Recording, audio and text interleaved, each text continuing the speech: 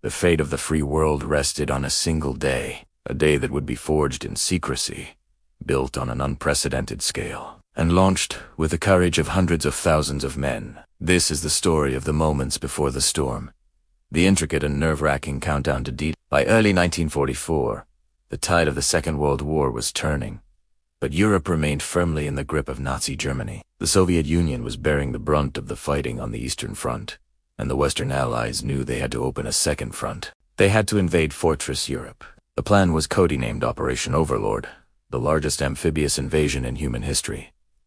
But a plan of this magnitude couldn't just happen. It required years of planning, a monumental buildup of forces, and a level of deception that bordered on the unbelievable. The chosen location for this grand gamble was Normandy, a stretch of coastline in northern France. But how could the Allies assemble the men and material for such an invasion without alerting the enemy? The answer lay in turning the entire south of England into a massive, sprawling military base. From the rolling hills of the countryside to the quiet coastal towns, everything was transformed. Fields became airfields overnight. Forests concealed vast ammunition dumps and fuel depots. The ancient lanes and roads, built for horse and cart, groaned under the weight of an endless convoy of tanks, trucks, and artillery. Over 2 million soldiers from a dozen allied nations gathered in the staging area. Americans, British, Canadians, Poles, French, and many others trained relentlessly.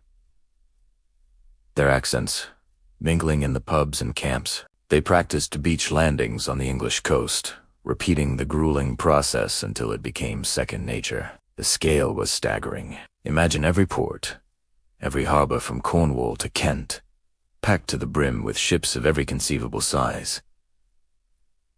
Massive battleships, destroyers, landing craft, and transport vessels. The sea itself seemed to shrink under the weight of this steel armada. Above, the skies buzzed with a constant swarm of aircraft. Squadrons of Spitfires, Mustangs, and Langostas practiced formations, their engines a constant roar that became the soundtrack of southern England. The logistics were a marvel of modern industry. Millions of tons of supplies were shipped across the Atlantic. Everything from bullets and boots to chocolate bars and cigarettes. It was a city on the move, a nation preparing for war, all hiding in plain sight. But this immense buildup was also a massive vulnerability. If Hitler knew exactly where and when the Allies would strike, he could concentrate his forces and turn the Normandy beaches into a death trap. The entire success of Overlord depended on one crucial element: surprise. This is where the true genius of the Allied plan came into play. They didn't just hide their intentions. They actively misled the Germans with a breathtaking campaign of deception known as Operation Fortitude. The goal of Fortitude was simple: convince the Germans that the main invasion would happen at the Pas-de-Calais, the narrowest point of the English Channel. It was the most logical and expected landing spot, and the Allies played on this expectation brilliantly. They created an entire Phantom Army, the first U.S. Army Group, or FUSAG, supposedly based in Kent, directly opposite Calais. This ghost army was commanded by one of the most famous and feared Allied generals, George S. Patton. The Germans respected and dreaded Patton, so his presence there gave the Phantom Army immense credibility. To bring FUSAG to life, the Allies became masters of illusion. They deployed hundreds of inflatable rubber tanks, dummy aircraft, and empty landing craft. From the air, these decoys looked like a real and formidable invasion force. They generated fake radio traffic, a constant stream of coded messages detailing troop movements and battle plans that never existed, all for German intelligence to intercept. Doble Hans, who had been turned by the British, fed a steady stream of misinformation to their German handlers, confirming the existence of Patton's massive army poised to strike at Calais. It was a cinematic masterpiece of espionage and illusion, a high-stakes play designed to fool the entire German high command. And it worked. Hitler and his generals became obsessed with the Pas. They stationed their most powerful and experienced armored divisions, the Panzer divisions, there, convinced it was the key to repelling the Allied invasion. They waited and watched Kent, while the real invasion force was gathering hundreds of miles to the west, aimed at the less defended shores of Normandy. As the calendar turned to June, the tension in the Allied command reached an almost unbearable peak. The invasion was set for June 5th.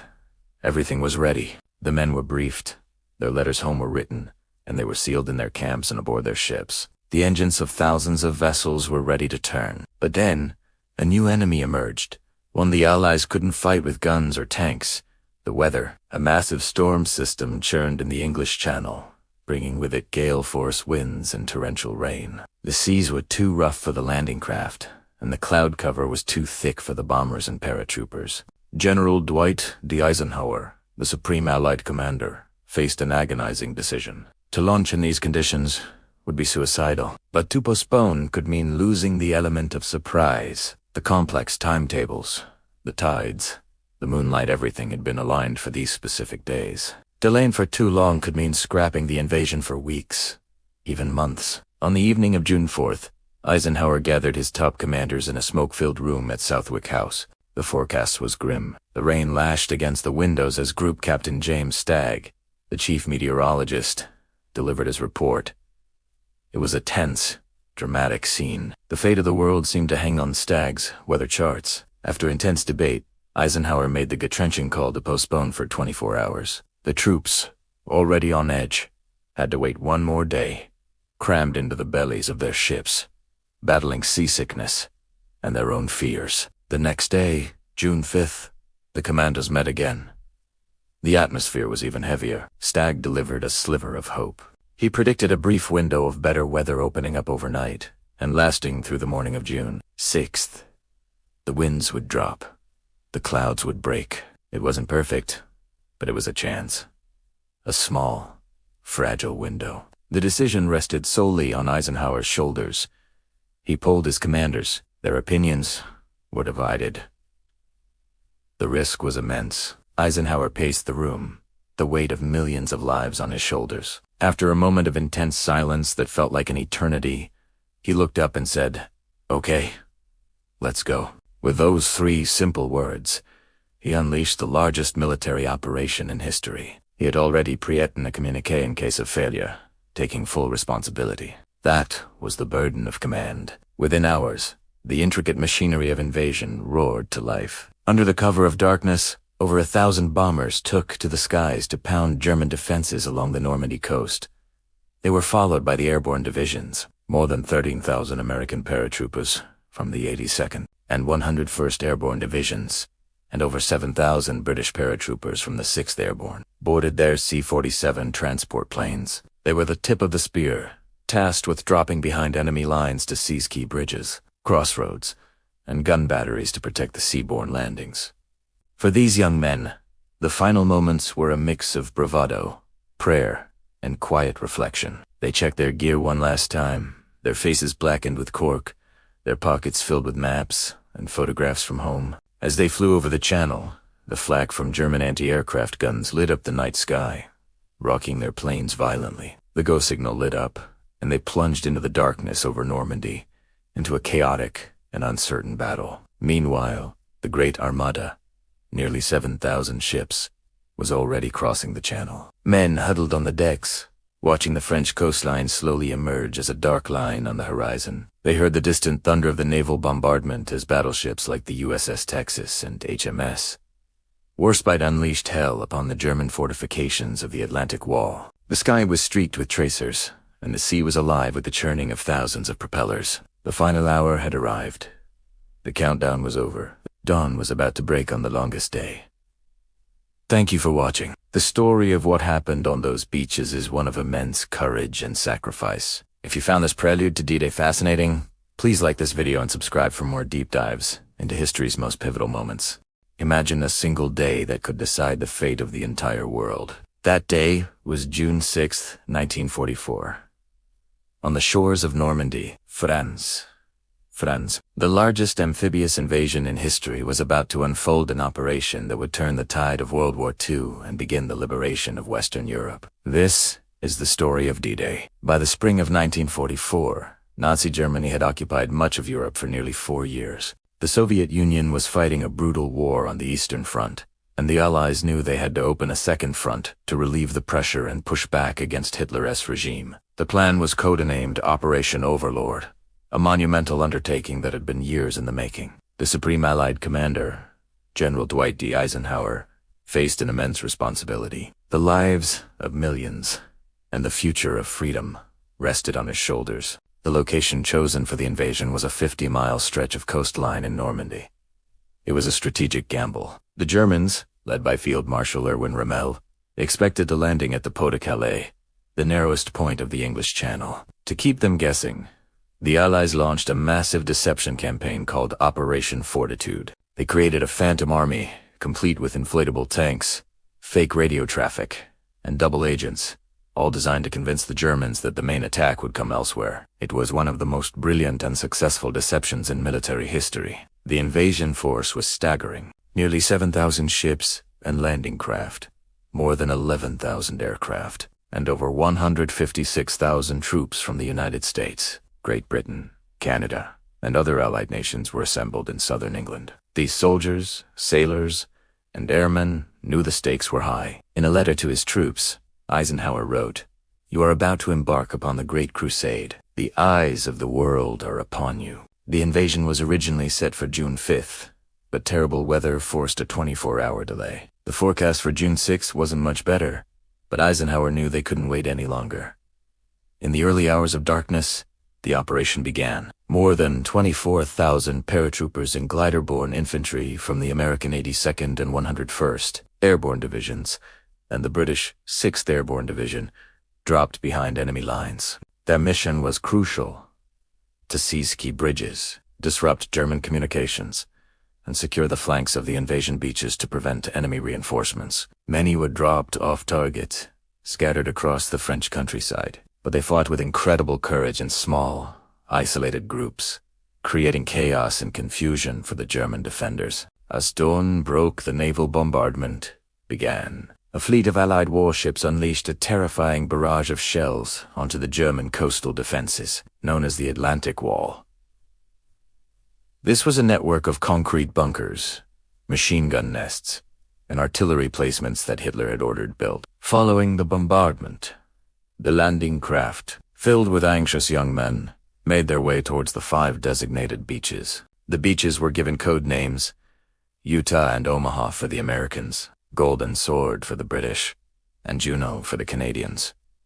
At Utah Beach, the landings went relatively smoothly. Strong currents had pushed the landing craft south of their intended target, to a less defended area. The U.S. 4th Infantry Division secured the beachhead with fewer casualties than expected, and General Theodore Roosevelt Jr., the son of the former president, famously declared, "We'll start the war from right here." Gold, Sword, and Juno beaches also saw success, though not without fierce resistance. British and Canadian forces fought their way inland, capturing towns and linking up with the paratroopers who had landed hours earlier. The fighting was intense, but they steadily pushed forward, establishing a vital foothold on the continent. But at Omaha Beach, the story was tragically different. It was a scene of pure chaos and horror. The pre-landing bombardment had been largely ineffective, leaving the formidable German defenses intact. The soldiers of the U.S. 1st and 29th Infantry Divisions were met with a murderous wall of machine gun fire, mortars,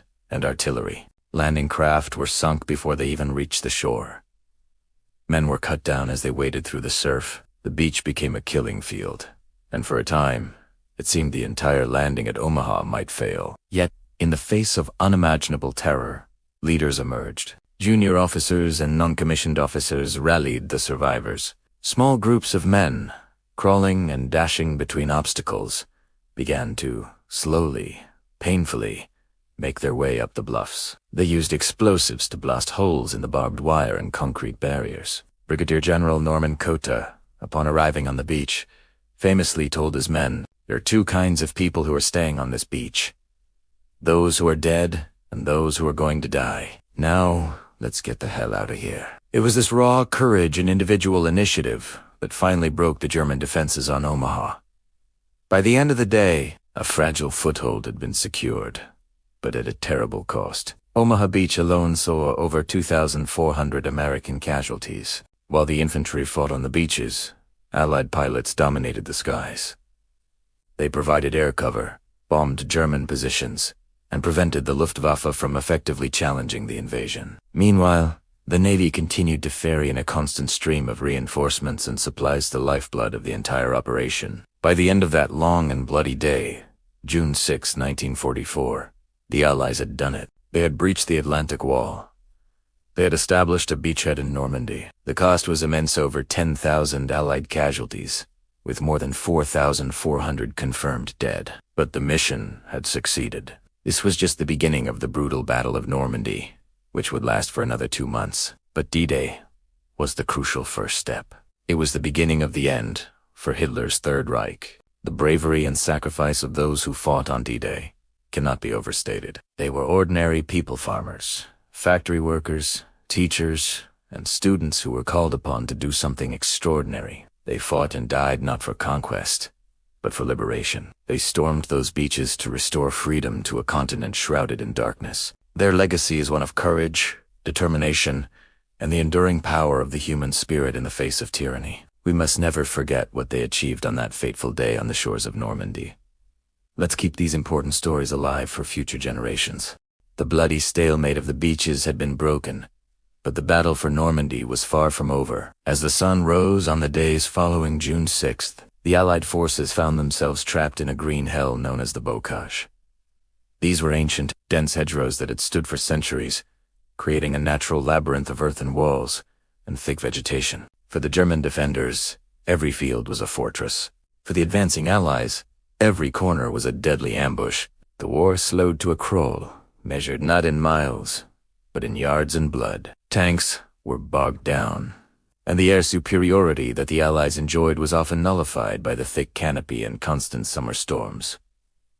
Yet, the momentum shifted during Operation Cobra, the massive breakout that finally shattered the German lines. General Pétain's Third Army was unleashed, racing across the French countryside like a lightning bolt. The German Seventh Army was trapped and decimated in the Falaise Pocket, a valley of death that marked the end of organized Nazi resistance in Normandy. The road to Paris was open, and the breath of freedom began to sweep across the plains of France. In late August, the world watched in awe as the bells of Notre Dame began to ring. The liberation of Paris was not just a strategic victory. It was a symbolic rebirth. After 4 years of swastikas flying over the Eiffel Tower, the tricolor flag of France was raised once more. The scenes of joy were indescribable. Citizens weeping in the streets, soldiers showered with flowers, and the shadows of the occupation finally lifting. But the veterans of Normandy knew the war was not won yet. The great crusade Eisenhower had spoken of still had to cross the Rhine and pierce the heart of Germany.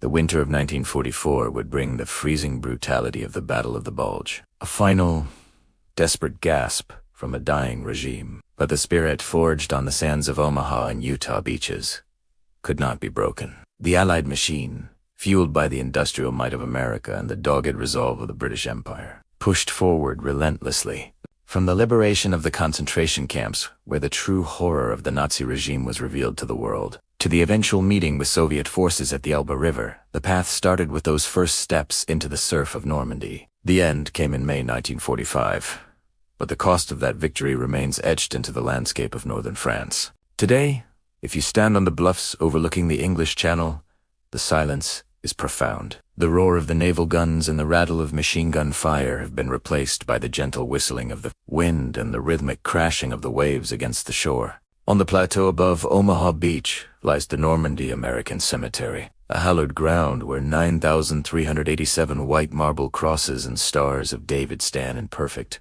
haunting alignment. Each stone represents a life cut short: a son, a father, a brother who never returned to the homes they fought to protect. There are similar cemeteries for the British, Canadians, and even the Germans, scattered across the countryside. They serve as a permanent, silent congregation of the brave. A reminder that the peace we enjoy today was bought at a price that can never truly be repaid. The sand that was once soaked in the blood of youth is now a place of pilgrimage, where the descendants of both the victors and the vanished come to say a simple thank you.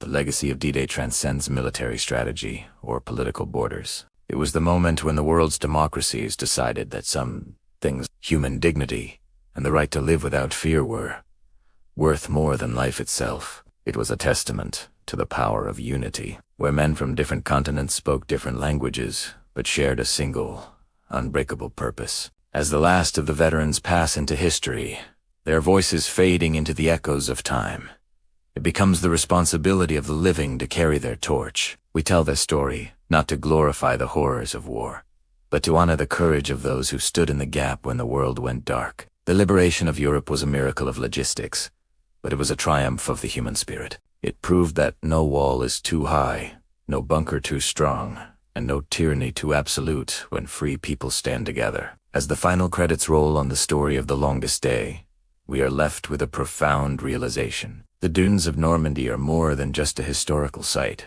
They are a monument to the endurance of hope. The young men who waded through the tide on that June morning did not consider themselves heroes. They considered themselves citizens with a job to do. But in doing that job, they changed the trajectory of human history. They ensured that the 20th century would not belong to the dictators, but to the dreamers of a better world. Today, the children of France play on the very beaches where the steel rained down, and the fields of the bocage grow tall with wheat instead of hiding snipers. This is their true monument, not the stone or the bronze, but the living, breathing freedom of the generations that followed. We remember them best, not by our words, but by our commitment to the values they died to defend. The storm has passed, the sun has risen, and the horizon of liberation remains our guiding light. Let the world never forget the price of June 6th, and let it never forget the men who walked into the fire so that we could walk in the sun.